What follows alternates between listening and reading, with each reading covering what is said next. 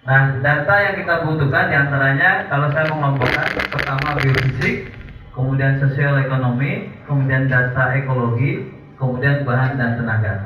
Karena kita harus komprehensif dalam membuat perancangan. Jadi jangan sampai kita hanya memperhatikan curah hujan mau kapan nanam saja, tapi harus kesemuanya harus kita tahu supaya nanti dalam membuat rancangan aktivitas yang kita lakukan itu benar-benar data yang ingin kita dapatkan, kita mau rancang itu sudah mendapatkan informasi sebelumnya, supaya nanti hasil yang akan kita terapkan melalui program melalui aktivitas agroforestry ini bisa lebih maksimal. Nah, pertama data lokasi luas. Kenapa data luas perlu kita peroleh?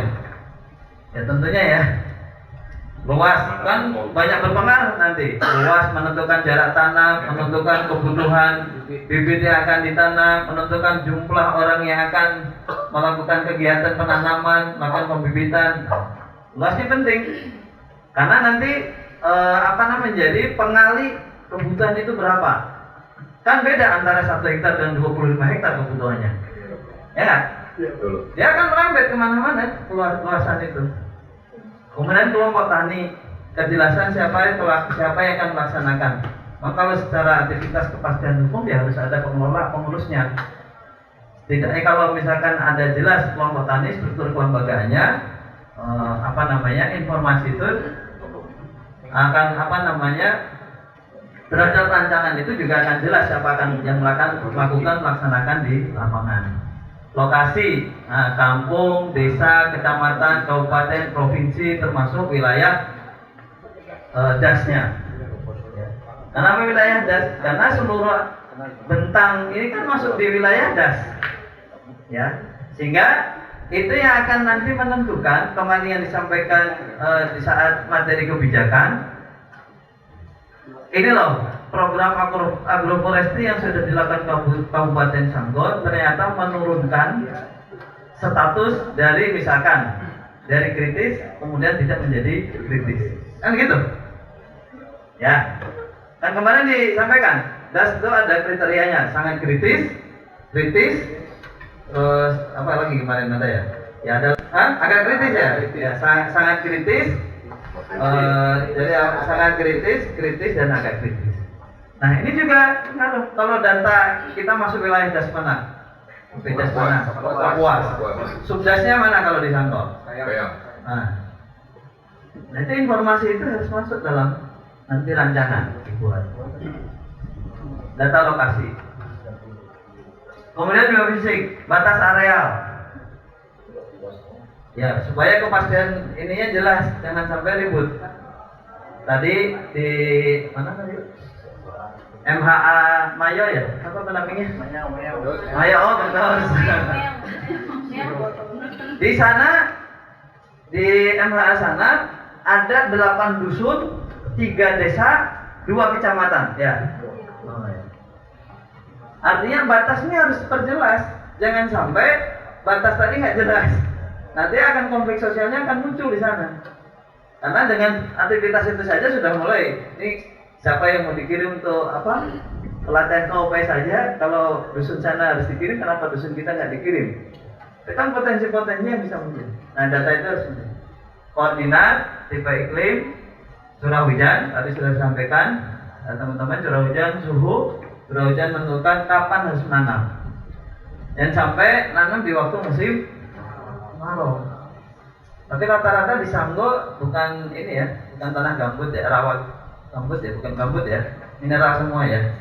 Ada yang gambut? Nggak ada kan ya? Hah? Oh nggak terlalu tebal ya. Oh yang kemarin kita lewati juga ya, yang waktu praktek ke aren itu ya. Iya. Saya memang ada banyak rawa. Iya. Nggak tebal ya. Nah, curah hujan. Pentingnya tadi untuk kapan kita merancang melakukan aktivitas penanaman. Kalau di musim kemarau begitu dilepas di lapangan ya bibit-bibit sudah langsung game gitu ya. Iya. Nah itu. Pertimbangan curah hujan, suhu, kemudian ketinggian terkait dengan jenis tanaman. Kalau jenis tanaman, pemilihan jenis tanaman tadi saya rasa sudah dibahas di waktu pemilihan jenis tanaman. Kalau apalagi kalau jenis-jenis tanaman lokal, setidaknya itu kesesuaian tapak dengan ketinggiannya sudah cocok ya. Kan sudah memang main sejak dari kecil di sana. Ya, aktivitasnya sudah secara lingkungan sudah terpenuhi. Jenis, kondisi tanah. Tadi kaitan yang disampaikan oleh Bang Tommy tadi, tanah yang tersedia, kemudian unsur hara apa yang dibutuhkan oleh jenis tanaman tersebut. Misalkan durian, memang secara normalnya misalkan dalam usia berapa? 20 tahun baru berbuah atau belajar berbuah misalkan. Nah, kan bisa jadi kalau misalkan ada aktivitas yang sifatnya perlakuan treatment yang bisa mempercepat pembungaan atau pembuahan. Sekarang saya rasa banyak ilmu sekali ya untuk mempercepat, mulai dari penanaman saja, bibit bisa tadi dengan okulasi atau grafting. Ada beberapa foto nanti saya tunjukin, kita pernah lakukan pelatihan pembibitan. Jadi yang di bawahnya secara generatif perakarannya kuat, tapi di atasnya entris untuk jenis-jenis yang memang cepat berbuah dan cepat menghasilkan. Jadi kita belajar nempel, belajar nyambung. Saya rasa itu juga kalau misalkan itu bisa dilakukan, produktivitas itu akan semakin cepat. Yang bisa 20 tahun bisa dimajukan 5 tahun. Nah, saya nanam durian sudah baru 5 tahun, belum baru mulai belajar berbunga.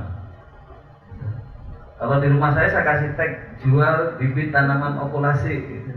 Sudah orang pernah nawar tapi belum pernah ada bibitnya. Karena baru untuk tanaman saya sendiri di rumah. Saya mencoba juga jenis tanaman. Pokoknya di rumah itu kebetulan tanah agak ini kurang lebih 800 dengan rumahnya. Saya tanamin semua jenis tanaman, ada 25 jenis tanaman. Saya coba konsep pekarangan. Jadi ada kecapi untuk yang kayu-kayuan, ada durian, ada rambutan, yang bawahnya ada nanas. Cabe.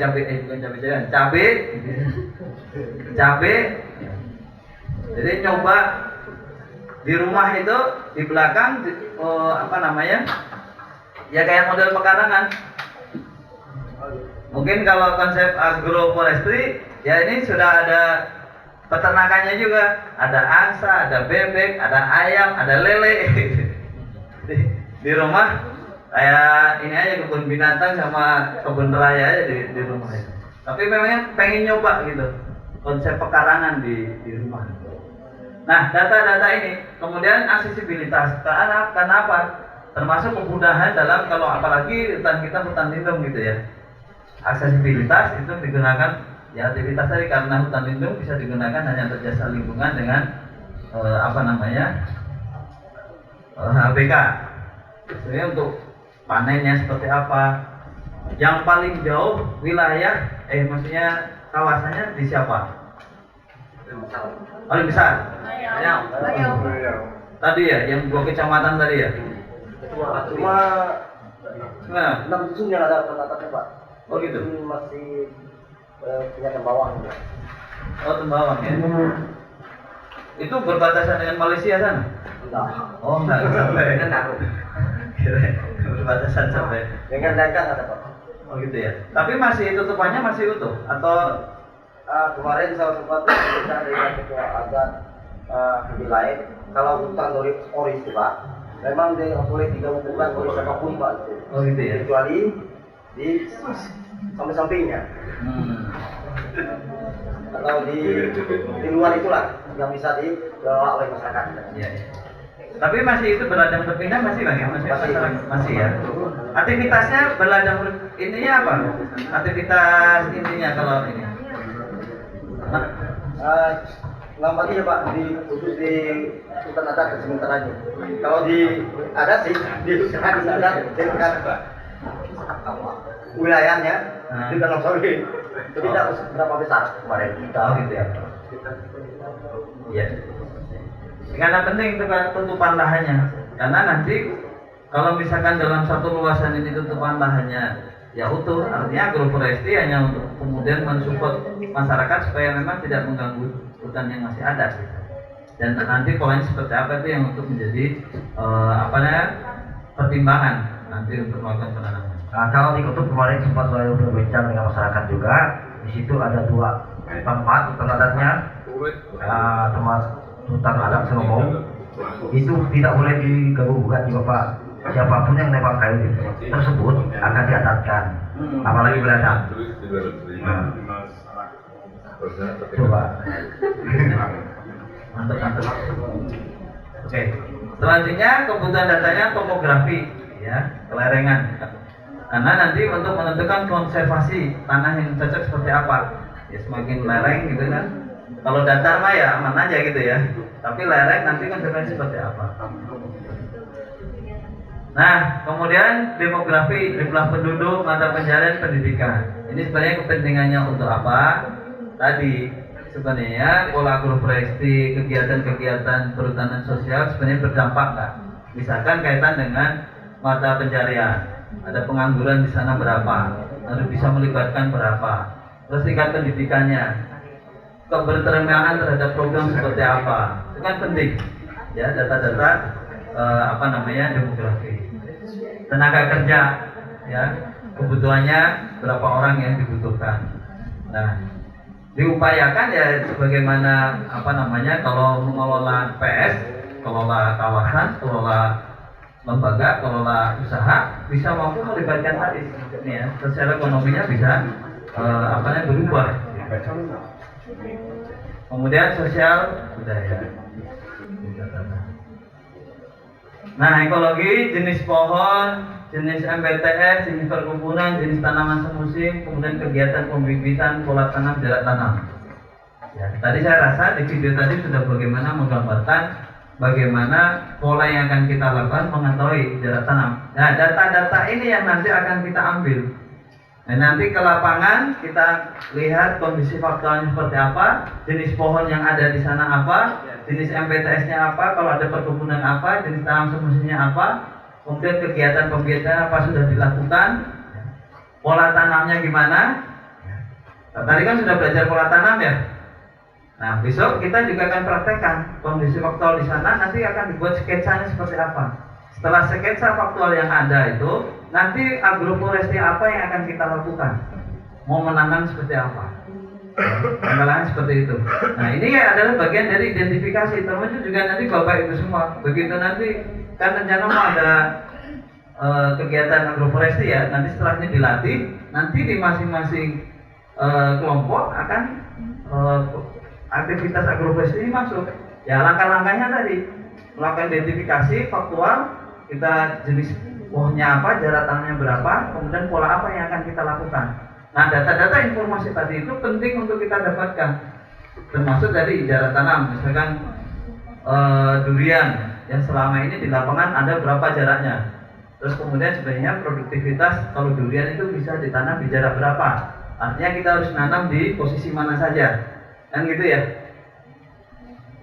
Misalkan ini ada jarak harus 10 kali 10, ternyata 10 di 20 kosong, kita bisa nanam di sana.